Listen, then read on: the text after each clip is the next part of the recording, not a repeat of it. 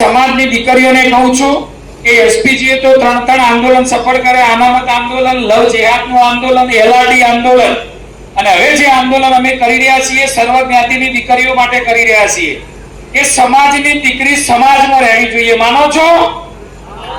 સમાજની દીકરી સમાજમાં જ લગ્ન કરવી જોઈએ।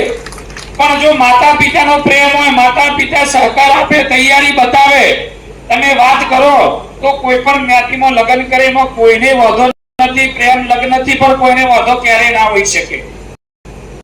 પણ જે દીકરીને આપણે 15, 25 વર્ષની કરી હોય અને દીકરી માતા પિતાને પૂછ્યા વગર કોઈ અસામાજિક તત્વ ગુંડા જોડે ભાગીને લગ્ન કરે તો એ બિલકુલ ચલાવી લેવામાં ના આવે।